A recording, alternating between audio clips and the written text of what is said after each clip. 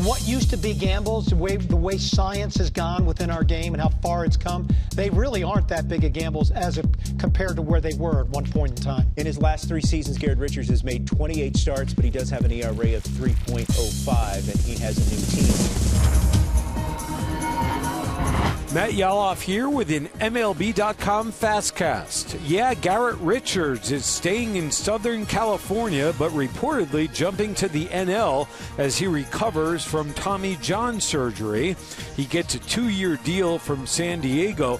Richards has barely pitched in the last few years because of injuries. It's unclear if he'll be back in 2019. The likelihood of him coming back and being as good as he was or better, honestly, this young man has probably pitched with a tear in that ligament since he had the PRP the first time around for years.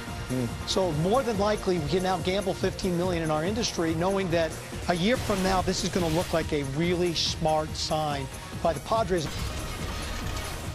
Trade talks between the Mets and the M's continue. In fact, Jeff Passan of Yahoo Sports tweeted late Thursday that the deal involving Robinson Cano and closer Edwin Diaz is likely to be done on Friday. Multiple Mets would head the other way, and the deal would likely include money to offset a portion of the $120 million owed to Cano. Yeah, I mean, it's logical that he goes to the Mets. Seattle's obviously tearing down at this point, and Cano is one guy with a big contract that is tradable, that did have a good year last year.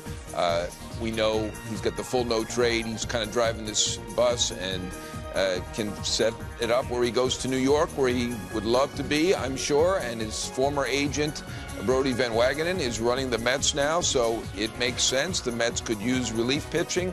It sounds great, and you love the Cano and Diaz part of it, but then to trade 2 or 3 prospects, and I've also heard David Peterson potentially has been discussed, and he's a very good Mets prospect as well. I mean, if you're Seattle, you got to love this trade, I think.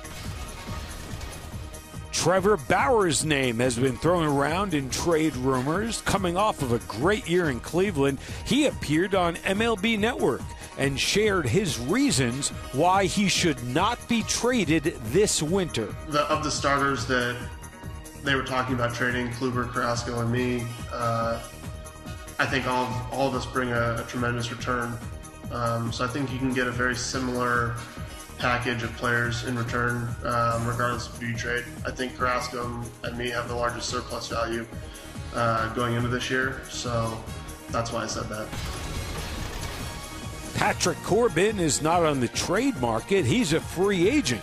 His visit with a few Northeast teams continued with a meeting with the Yankees, the team he rooted for growing up in upstate New York. He had already met with the Phillies and the Nats. There is speculation the lefty could get a 6 or 7-year deal. He's 29 and coming off of his best year ever in Arizona. And the Angels add now former Cub Tommy La Stella. He's traded for a player to be named or cash. He set a Cubs record last year with 24 pinch hits. He could wind up as an everyday player in Anaheim. I think it's a good ad. La Stella didn't have an amazing offensive year last year, but he was actually really great as a pinch hitter.